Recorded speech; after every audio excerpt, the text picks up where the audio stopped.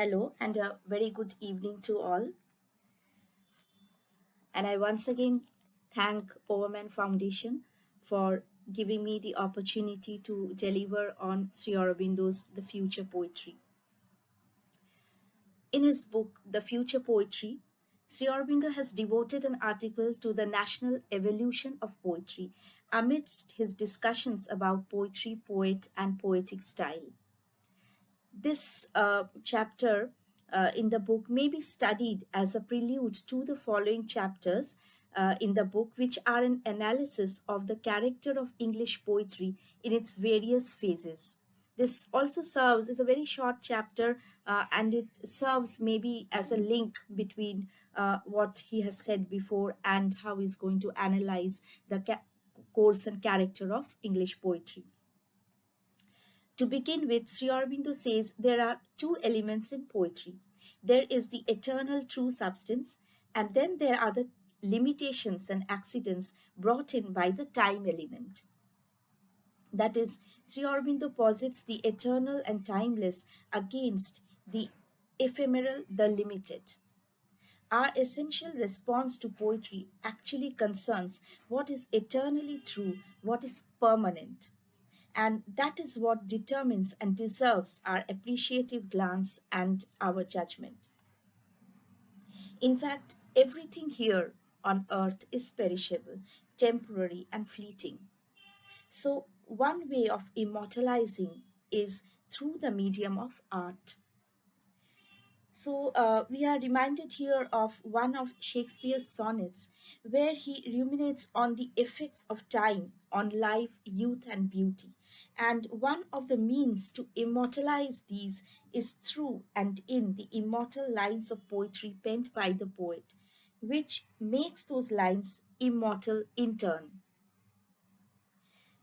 So, Shakespeare says, as a tribute to his friend in one of his sonnets, but thy eternal summer shall not fade, nor lose possession of that fair thou owest, nor shall death brag thou wanderest in his shade, when in eternal lines to time thou growest. So long as men can breathe and eyes can see, so long lives this, and this gives life to thee.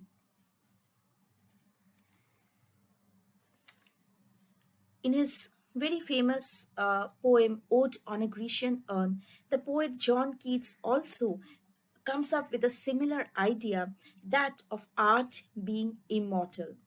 And as he writes, fair youth, beneath the trees thou canst not leave thy song, nor ever can those trees be bare. Bold lover, never, never canst thou kiss. Though winning near the goal, yet do not grieve. She cannot fade, though thou hast not thy bliss. For ever wilt thou love, and she be fair.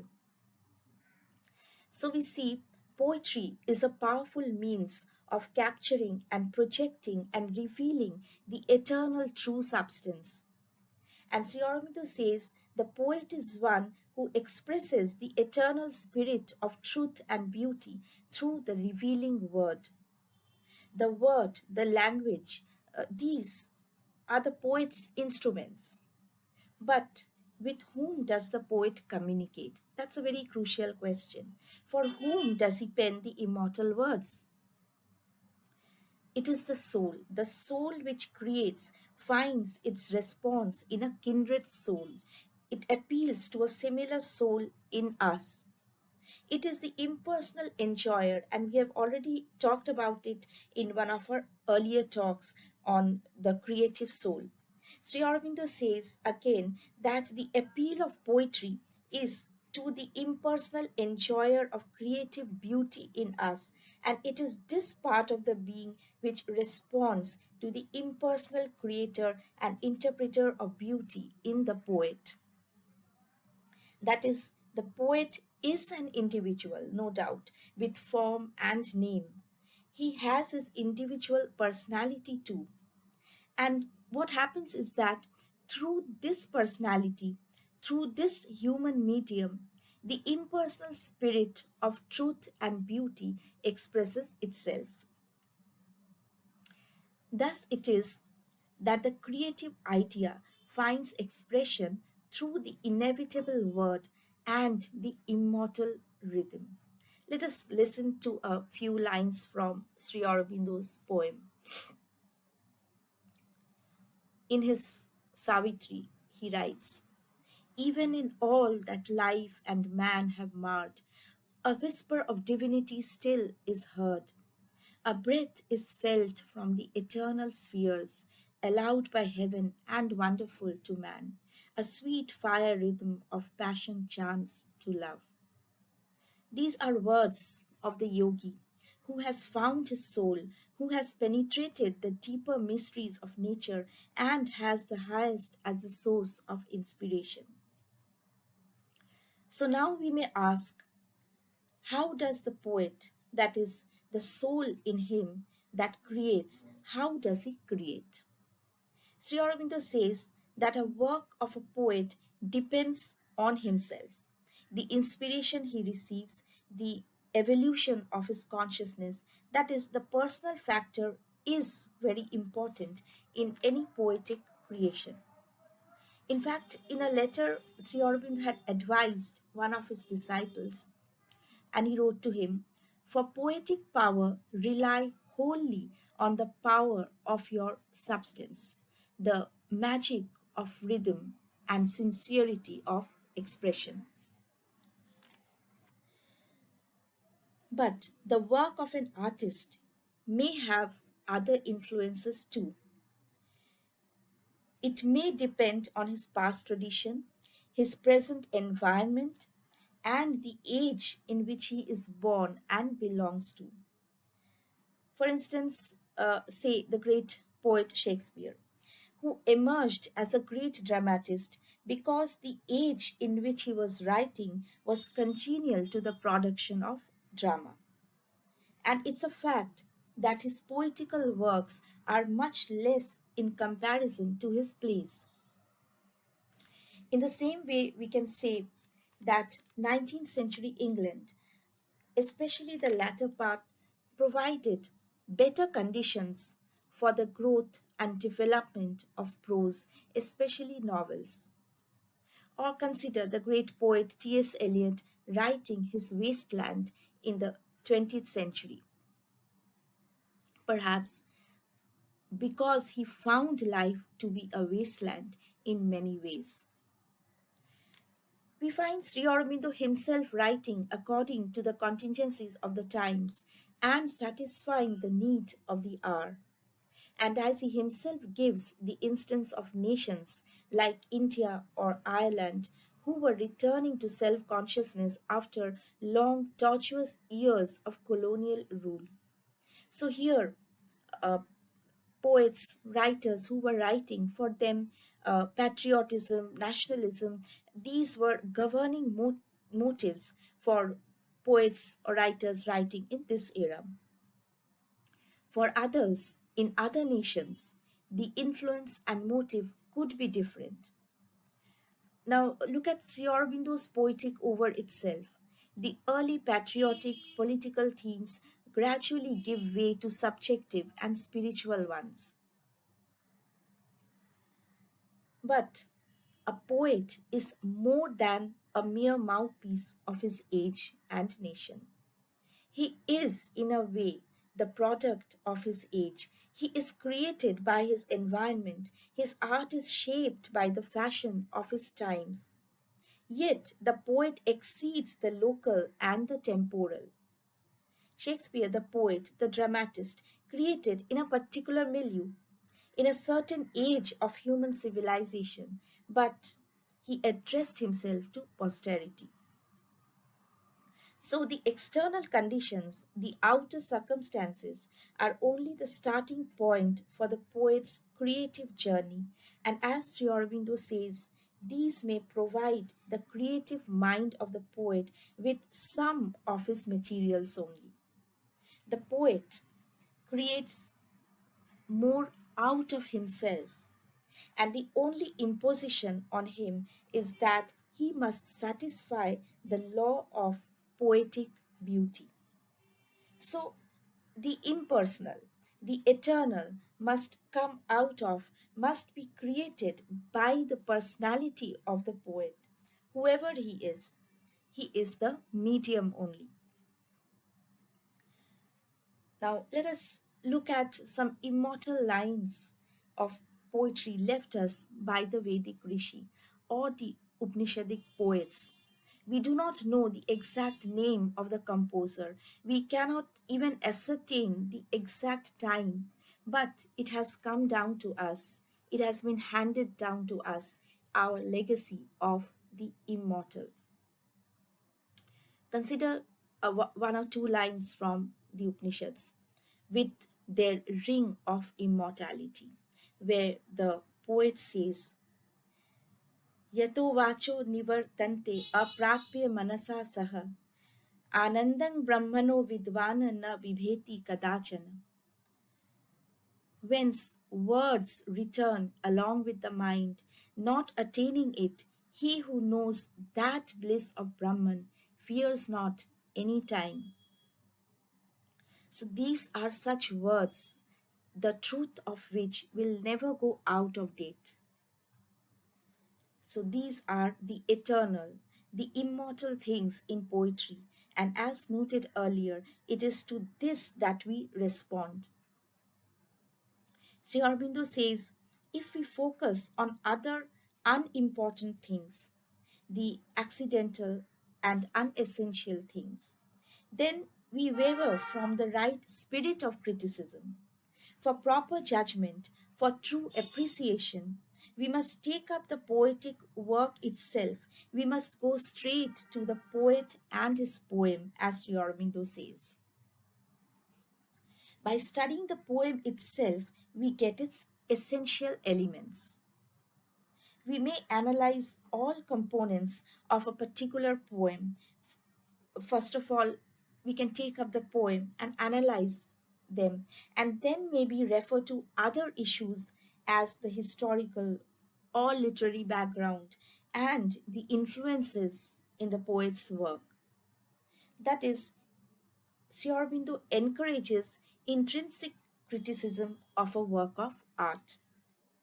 Now, theories of criticism have flooded the literary world really, and these are so many windows through which one may look at a literary work.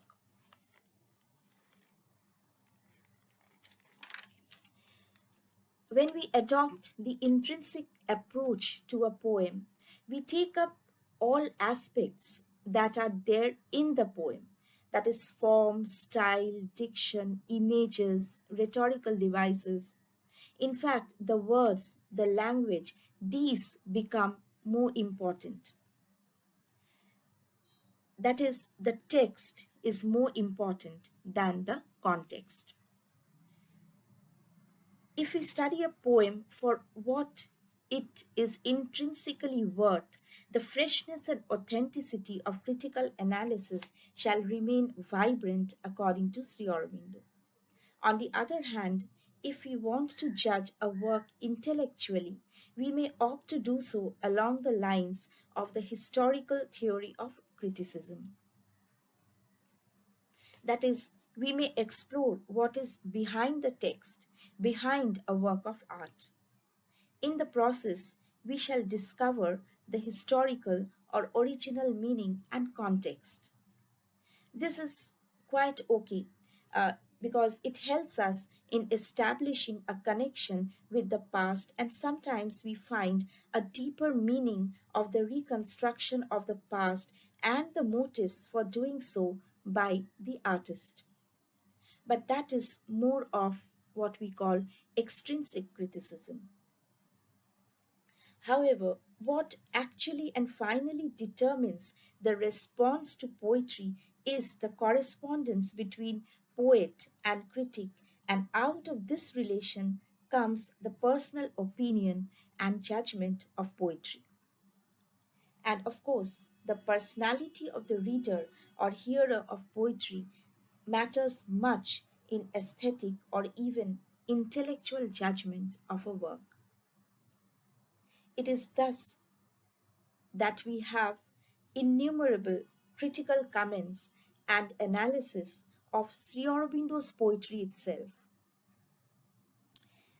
And surprisingly, it's not that everyone has praised his poems. Of course, there's a great misunderstanding over here. So there has been praise and denigration both of his poetry and also of his great epic Savitri. Some critics, it's very astonishing, surprisingly, they do not find Sri Aurobindo to be a poet at all, at least not in the class of, as the critics mention, not in the class of Tagore, Iqbal, or Sarojini Naidu. One critic goes so far as to say that no other Indian poet was half as bad, none so nebulous or verbose, who so thoroughly confused the inflated with the sublime. At the other extreme, Sri Aurobindo has been hailed as the most significant and the most interesting of all modern Indian writers, and also as the greatest synthesis between the East and the West. So, this is how appreciation and depreciation of poetry goes on. Sri Aurobindo says, especially contemporary judgment is more often than not quite misleading because influence of time and our mentality distort our judgment. Take the case of another poet, Alexander Pope, the 18th century English poet. He was once considered a very great poet, but later on, in the hands of other critics, he failed to be considered a poet at all. But Sri Aurobindo says there is a larger movement of the general soul of mankind, and all of us, including the poet and poetry, all are part of this. We all belong to this. And also, there's something individual, something essential. This is what Sri Aurobindo says is the principle of adhikar, the personal element, the individual nature of the creating artist. And the evolution of poetry is because we all belong to the general movement of mankind. So poetry evolves from the objective to the inward, from the outer to the inward and to the inmost, taking its turn toward the spiritual. Uh, so we find there's a steady growth and progress. There's a constant effort at self finding, self enlargement through the evolution of poetry. And once we get hold of this idea of evolution of poetry from the outward and objective to the spiritual, it helps us in analyzing and judging poetry in a better way. The historical element in our judgment, our appreciation of a poet's work, is certainly influenced when we take into account the evolutionary nature of poetry. For as Sri Aurobindo says, the general movement, that is, the movement of the general soul of mankind, works out through the nations and its peoples. But it is not that everyone will be a poet or an artist representing the trend of the times. The souls of the nations are represented in and through a few people only, who sometimes reach the highest point in their careers, but rarely do they touch the spiritual summit. And yet, it is not always in a linear fashion. The progress is not always smoothly in a straight line. Sri Aurobindo says there are lapses here too, with occasional reversals and anticipations. The race and those representing its mind and movement may at times return and go back to seek for a trend of the past, or it may get hold of an inferior motive and work upon it, altering and uplifting it perhaps. And sometimes the result is good when the past is seized upon in this way and the motives are worked upon through a superior medium. It is not always that one looks to the past for enumerating its glories only. In fact, in a letter Sri Aurobindo had written, very often, a nation, in its labor of self expression, is both helped and limited by what has been left behind from the evolution of a past self which, being dead, yet lives. Anyway, there are turns and U turns in this evolutionary journey of poetry. And every nation has its own pace and time to reach a certain characteristic stage. Sri Aurobindo gives an example of English poetry. He says once England was too much under the spell of Latin and molded by the Celtic imagination.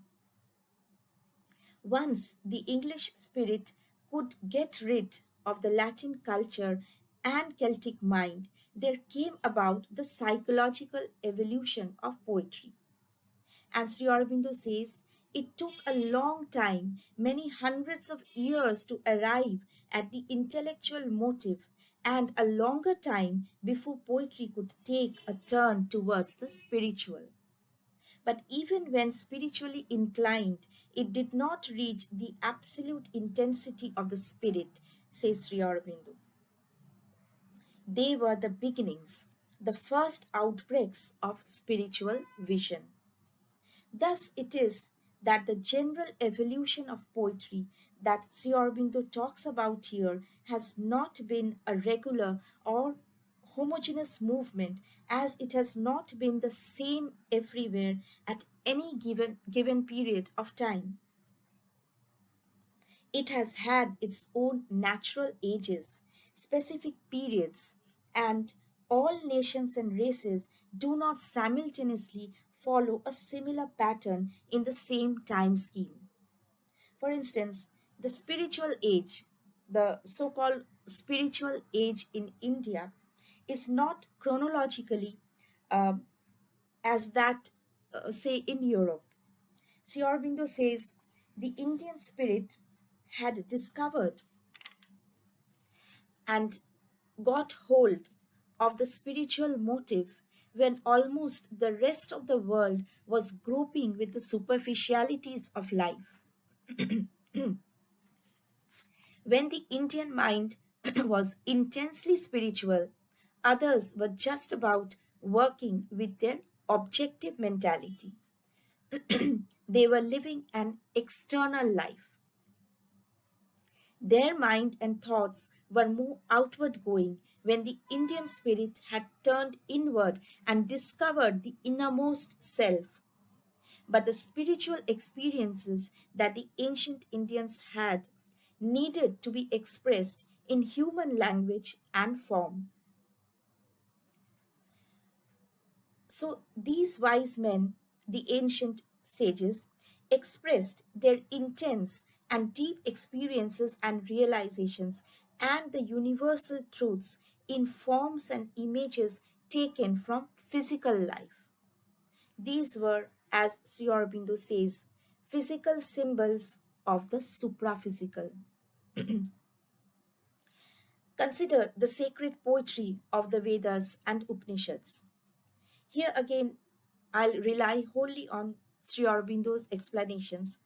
And just to digress a moment, I would surely recommend uh, the study of Sri Aurobindo's great book, The Secret of the Veda. It's a brilliant analytical exposition of the Vedic symbols. So let us look at some examples here of how the visible material nature, the visible world, the physical life came to represent symbolically the truth of the supraphysical. Vedic words and forms are all symbols. Say fire, Agni, was basically considered a symbol of force and light for the Vedic rishis. It is the inner flame, our pathfinder and leader. Thus, the rishi prays to fire, the rishi prays to Agni, and these are his words: to the divine flame, the seer, him whose law of being is the truth, the shining one, the destroyer of all evils, approach and chant the hymn of praise. In fact, there are innumerable hymns addressed to this power, fire, Agni in the Vedas, all, of course, in symbolic language. Or take the hill or the rock or the mountain. To the common eye, it represents something material, stone like, perhaps inconscient. The Vedic rishis symbolized it as the source from which are released the waters and the herds of the sun. Then consider the physical beings, animals, go and ashva, the cow and the horse. They are important symbolically as the ancients associated the cow with light and with the horse they associated energy, the dynamic force of life. In fact, go, that is cow, or light, appears in the names of many rishis too, as Sri Aurobindo mentions, that is Gautam, Gavishthir. The cows of the Veda were the symbols, were the herds of the sun, the rays of the sun of truth and light and knowledge, Sri Aurobindo said. Similarly, the Vedic horse, Ashwa, is a symbol of power, of spiritual strength. It is a symbol of the force of tapasya. Likewise, there are many mystic spiritual symbols in the Vedic texts. Take another example, gold. Gold that symbolizes perhaps to us material wealth. In the Vedic texts, it is usually symbolical of the higher light, and the sun stands for the divine illuminating power. And of course, these are Sri Aurobindo's own interpretations. And he says about the Vedas that this is poetry of a mystic concealing his sense from the profane under a veil of images. And precisely that is the reason the sense of the Vedas cannot be easily grasped by the common intellect. The images actually veil their symbolical meaning. Now, in a letter Sri Aurobindo had written about different kinds of symbols, he said there are first what may be called concealing images. These may lend themselves to intellectual interpretation, but they are not exactly symbolic or allegorical. They are images. Then some symbols are there which are vital in their significance and are imbued with a more intimate life of their own.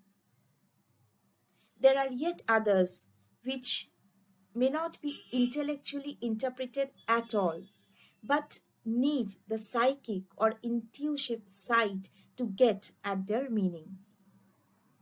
And these are from the deepest inner or the highest spiritual plane. And a symbol usually is expected to express a living truth or an inward vision to be expressively efficient. Now, symbolic images must help to bring out the inner and subtle vision of the poet if they are to be effective at all.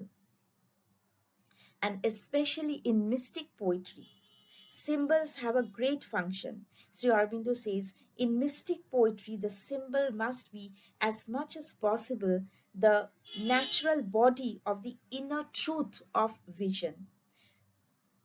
And this vision is the individual poet's vision of the truth. It should express the mystic experience of the poet.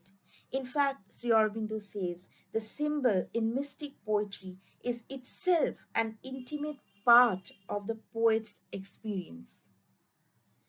So let us look at some very beautiful lines from one of Sri Aurobindo's poems as an explanation of symbols and how they give us the living truth. Sri Aurobindo writes in one of his poems, blue winged like turquoise, crimson throated, beaked, enormous, fluttering over the garden wall, thou camest to me. Some moments on a bough wast perched, then flewest away, leaving my heart enchanted. So, as Sri Aurobindo says, mystic symbols are living things.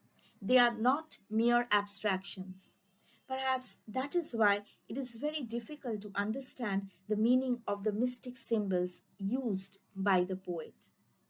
And as the critic has rightly pointed out, that the great mystic poets of the world are inveterately obscure. The Indian spiritual mind of the past knew the value and uses of symbols and words and symbolic images because it was the spirit of those times which the poet had caught. Sri Aurobindo says poetry or any art is the expression of the spirit of a nation. Every nation has a special soul form and its own laws which help determine the course of its evolution. And art and poetry express the mind and nature of the nation according to this natural law in conformity with it. Art and poetry are the expression of this self of the nation and race and also of the greater possibilities. The poet and his poetry are part of this general movement.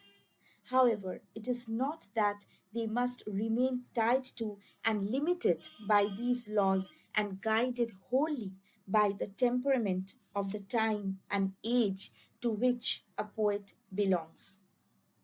A poet, a creative artist, may set himself apart. His work may not conform to the general trend. It may even be a revolt from the general trend. Yet his roots are in the spirit of this general movement, in the mind and temperament of his nation. And the variation and revolt that we find in a poet's work, these are, Sri Aurobindo says, an attempt to bring out something that is latent and suppressed, or at least something which is trying to surge up from the secret all soul into the soul form of the nation. So it is thus that Sri Aurobindo relates poet and poetry to the national evolution of it. It is not to outer forms and measures or to things external to poetry that we must go to for analyzing the relation of the poet and evolution of poetry. Our appreciation of the relation of poet and national evolution of poetry must be from the point of view of the intrinsic spirit of poetry itself, from its own forms and motives. And Sri Aurobindo tells us that studying the relation of poetry with the national evolution of poetry is a fruitful and rewarding task. So we'll take up in this very spirit the analysis of the evolution of English poetry along with Sri Aurobindo in the next few talks. So for today, thank you so much.